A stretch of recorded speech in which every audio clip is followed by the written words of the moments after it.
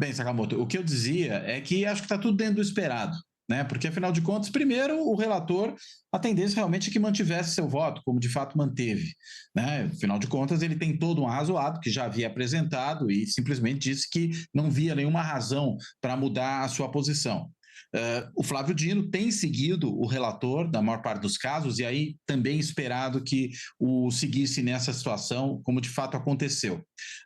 O que a gente teve aí de relativa novidade foi o posicionamento do Fux, né, que já havia dito, né, numa sessão anterior do Supremo, que achava que talvez fosse o caso ali de rever o caso da cabeleireira, e nem era uma sessão aí, né, do pleno, era uma sessão da turma, né, foi lá que ele falou disso, né, que era o caso de rever o caso da cabeleireira, anunciando aquilo que viria a fazer depois, e de fato fez, ou seja, ele na realidade colocou de fora toda a questão do golpismo e manteve única e exclusivamente a depredação de patrimônio. Claro, ele vai ser um voto vencido, vai ser um voto minoritário, por tudo aquilo que já foi encaminhado até agora, mas é uma decisão séria, né? Porque, afinal de contas, se isso vale para a cabeleireira, por que não valeria para vários outros que acamparam à frente de quartéis, pediram a intervenção militar para romper com a ordem institucional e impedir que o presidente continuasse no cargo, ou mesmo aqueles que já estavam lá desde antes, né, da posse do presidente eleito, né, então, e depois presidente empossado Lula, aqueles que já estavam lá pedindo a intervenção militar.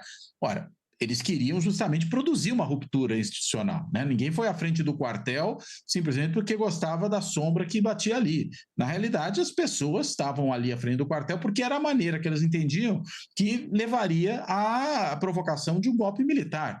Então, dizer que não havia golpismo, né, que havia apenas depredação de patrimônio, me parece inverossímil, é uma decisão esquisita essa do Fux, mas acho que cede a uma certa pressão que vem de certos setores da sociedade, vem, claro, do próprio bolsonarismo, né, da extrema-direita toda aninhada aí em torno do bolsonarismo, de que, enfim, todo mundo tem que ser ali isento de qualquer responsabilidade. Mas também acho que é uma decisão que vai ao encontro de uma certa percepção que Cláudio, há também em setores da sociedade. Cláudio, desculpa te interromper, estamos voltando agora para juntando novamente as audiências da televisão e da internet, novamente juntas, né? A gente estava conversando aqui no intervalo a respeito da uma avaliação do Cláudio, né? Do Cláudio Castro sobre Cláudio Couto. Nossa, Cláudio Castro, foi mal, desculpa. Soltei ele, Cláudio Castro. Ainda não sou governador, ainda não sou governador. Não, é que a questão não é só governador, né? É qual governador, né? Olha, o Gustavo lá do Rio de Janeiro até balança a cabeça, tipo... Então eu peço desculpas, assim, publicamente, né? Mas o Cláudio estava explicando, voltando à vaca fria, o Cláudio estava explicando, estava analisando exatamente o que significa, né, dentro do contexto político, a condenação da cabeleireira Débora. Cláudio, você pode continuar seu raciocínio, por favor.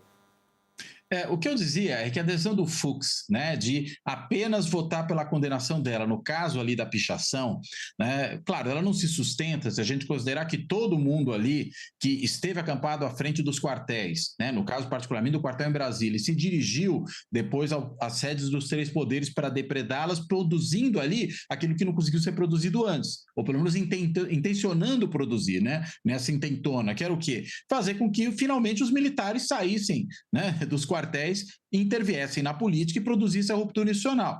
Isso não aconteceu, como esperado, mas certamente era o elemento pretendido. Então, é claro que a cabeleireira, né, mesmo que, enfim, possa não era evidentemente uma artífice do golpe, né, enfim, não necessariamente perpetrou vários atos de violência, mas ela não estava ali por outra razão que não fosse produzir um golpe de Estado.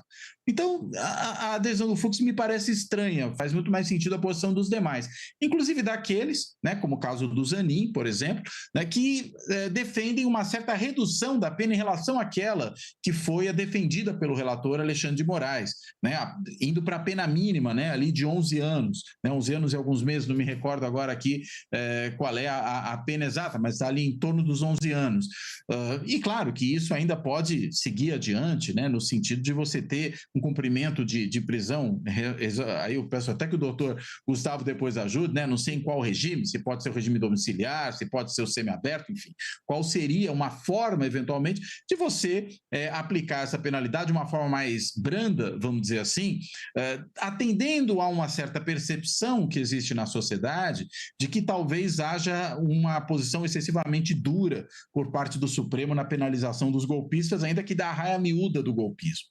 Né? Então, eu acho que a posição do Zanin, por exemplo, do Zanin e do Fachin, né, vai nessa direção de talvez fazer ali um meio do campo entre a dureza do Moraes, a leniência que está sendo agora demonstrada pelo Fux e aquilo que, enfim, ainda está cabendo dentro daquilo que é a dosimetria da pena, mas que de alguma forma sinaliza para um certo abrandamento, né? Porque a gente sabe, de fato, trata-se aí da raia miúda do golpismo. A gente não são as pessoas que articularam o golpe, né? Mas é a massa de manobra que, veja, nem por isso deixa de ter responsabilidade, nem por isso queria que um golpe ocorresse. Mas é claro que não são os principais responsáveis, esses sim são os que estão sendo julgados agora, e a tomar pelas penas que foram defendidas e aplicadas para muitos desses da raia miúda do golpismo, a gente imagina que a pena para os artífices, essa vai ser tremenda, né?